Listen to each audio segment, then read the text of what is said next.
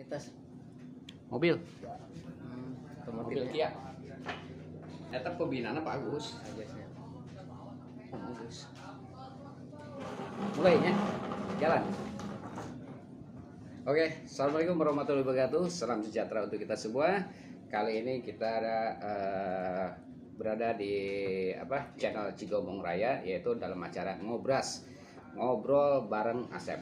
Nah, kebetulan kita saat ini sedang berada di kawasan Ciletuh ya, tepatnya di Panada, bro. Panada ya, Iya. di Villa Panada atau guest house itu ya. Geopark itu ya. Oh, Geopark ya. Nah, kita hari ini sedang mencoba bincang-bincang. Kebetulan tadi kita ngobrol-ngobrol sebentar. Kayaknya beliau tahu sejarah tentang Geopark. Kang, salam kenal Kang. Ya, saya Nama siapa? Arif Arif. Oke. Arif Kusnandi. Saya tinggal di wilayah Geopark Ciletuh. Kebetulan saya di kawasan Cottage Panada, juga dari pengelola. Oh, Di samping itu saya juga dari komunitas penggiat awal Geopark Ciletuh dari masyarakat lokal. oh gitu ya. Jadi tahu sejarah ya, kapan diresmikan Geopark atau kapan dipromosikannya itu Geopark itu? Ya kalau secara kronologi Geopark itu ya diangkat dari masyarakat lokal atau dari komunitas. Kalau lebih kerennya berarti sistem mekanisme bottom up. Oh, bottom up. Bottom up, pergerakan dari dasar. Ya, Kebetulan saya dilahirkan dari komunitas PAPSI, Paguyuban Alam Pakidulan Sukabumi. Cuma tempo hari saya kurang paham tentang Geopark. Ya. Yang saya tahu saya dan rekan-rekan action di konservasi atau di penghijauan, dalam bahasa itu di biologi lah. Jadi intinya kita dengan rekan-rekan berpartisipasi menanggulangi hutan yang gundul yang dijarah oleh orang-orang yang tidak bertanggung jawab. Saya Tama Sulam.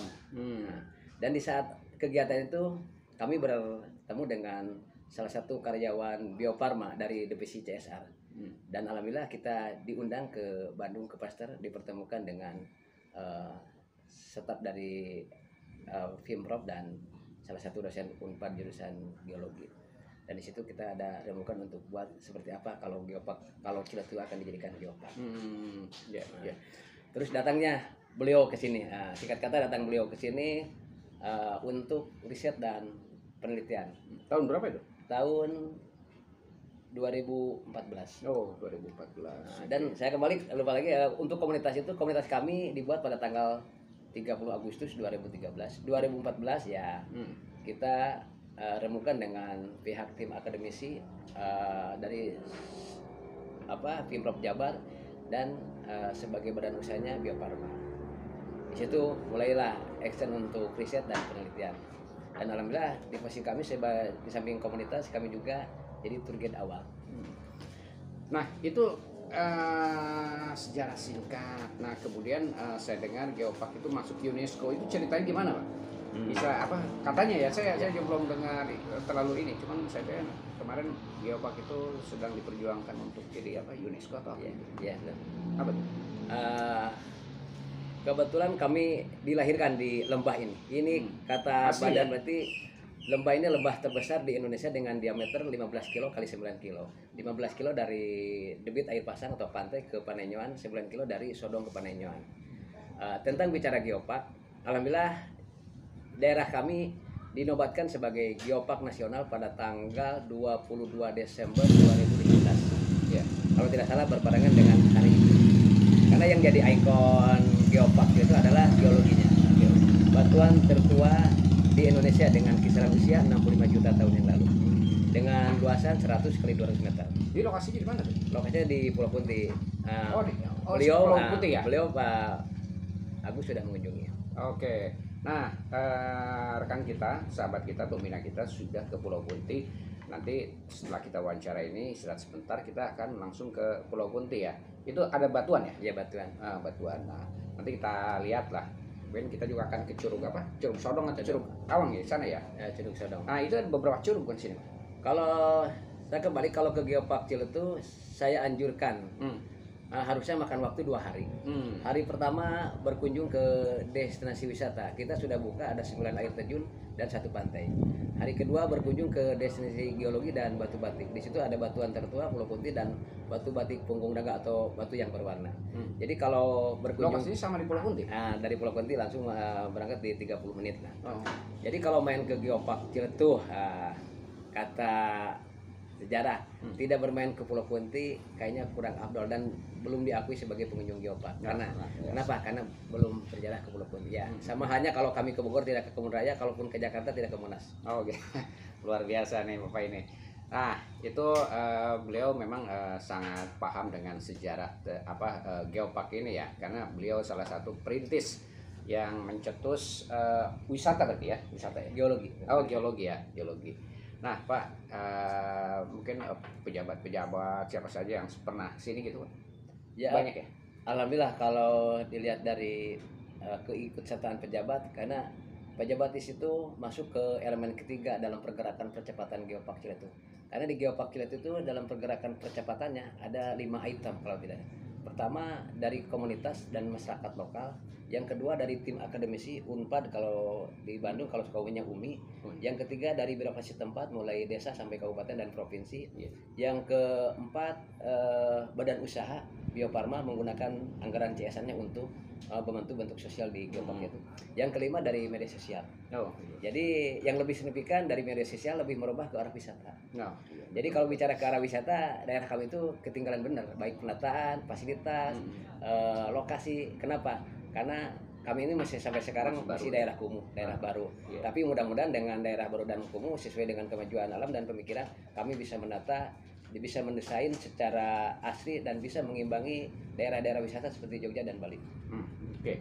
Nah, itu sangat luar biasa ya. Ini beliau ini salah satu pemerhati lah ya, pemerhati wilayah setempat. Pak, harapan Bapak untuk kemajuan destinasi wisata ini apa Pak yang memang bisa diinikan? Kalau harapan saya untuk kemajuan Geopark, karena kalau kembali dari awal, kalau Geopark itu booming sekalipun ke tingkat internasional, kalau emang warganya tertinggal, itu kayaknya kurang meyakinkan Geopark diakui dunia. Kenapa? Kalau Geopark itu maju, tetap perekonomian masyarakat kami ikut sejahtera. Jadi intinya kami dilibatkan sesuai dengan skillnya menjadi pemain, bukan jadi penonton. Makanya untuk saat ini, untuk penginapan di daerah kami lebih diarahkan ke homestay atau cottage. Kenapa? Karena kalau di sini ada hotel, pasti bapak-bapak yang berkunjung ke Geopark itu, saya rasa akan miskomunikasi tentang informasi Geopark. Kenapa? Karena di hotel itu kalau tidak salah ada 3 item yang harus ditemukan. Pertama office boy, 2 kasir, yang ketiga manajer. Beda dengan di Geopark. Kalau Geopark tentang geologi, kami berkunjung ke Geopark itu minimal akan bertemu dengan masyarakat lokal yang paham tentang Geopark. Nah, di sini Geopark itu kalau tidak salah ada 3 item yang berkesinambungan. Geopark itu ditopang satu oleh biodiversity, yang kedua geodiversity, yang ketiga kultur diversity. Jadi biodiversity-nya tentang konservasi penghijau. Dianggap afdol Geopark diakui UNESCO kalau itu nah hijau. Yang kedua geologinya. Kewajiban kita di geologi untuk menjaga, melestarikan dan memberikan kenyamanan pengunjung supaya geologi itu lebih utuh.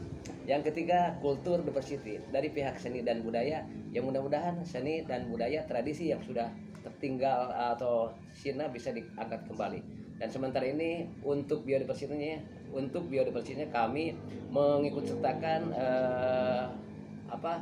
paguyuban Sukaresmi atau Cipta Gelar yang mereka masih masih identik dengan seren tahunnya. Tapi mudah-mudahan harapan kami pengunjung mau ikut andil membantu membuat sebuah fasilitas yang bisa dinikmati dan bisa dirasakan ajas manfaatnya oleh masyarakat lokal, sehingga kedepannya ada komunikasi interaktif antara masyarakat lokal dengan pengunjung yang akan menimbulkan kesejahteraan untuk semua pihak. Nah, luar biasa nih ya, kelihatannya menguasai betul ini ya si Bapak ini tentang seluk-beluk Geopark. Nah, tadi cerita singkat juga, beliau juga mantan pemain sepak bola ya, betul Pak ya? Siap. Tahun berapa Pak? Saya keluar SMA 89 sampai 97. 97 ya. Nah, itu beliau pernah main juga di mana? Pupuk Kaltim ya, dengan Pak Fahri Husaini seniornya katanya. Luar biasa. Terakhir kapan main bola? Untuk main bola Terakhir pensiun. terakhir di kampung untuk membina anak tahun 2003. Oh, luar biasa. Jadi itu bincang singkat kita dengan Pak siapa tadi Pak? Pak Arif. Pak Arif ya. Dengan Pak Arif Usairi ini pemerhati sekaligus yang mengelola lah. Itu Pinada ya? Iya, Kontes ya? Iya, Kontes. Kontes Pinada ya. Untuk Anda yang memang berkunjung ke Geopark, silakan datang ke Panada. Panada ya? Ya, Panada. Ke Panada, nah nanti ketemu dengan Pak Arif, bisa bincang-bincang tentang sejarah Geopark. Nah begitu ya, begitu Pak. Siap. Ya, oke. Nah ini pembicaraan kita akhiri sampai di sini. Semoga ini bermanfaat dan bisa menambah pengetahuan untuk rekan-rekan yang akan berkunjung ke Geopark. Jangan lupa kalau ke Geopark mampir ke Pinada. Panada ya. Ya. Harganya terjangkau, fasilitasnya keren, pelayanannya luar biasa. Oke, terima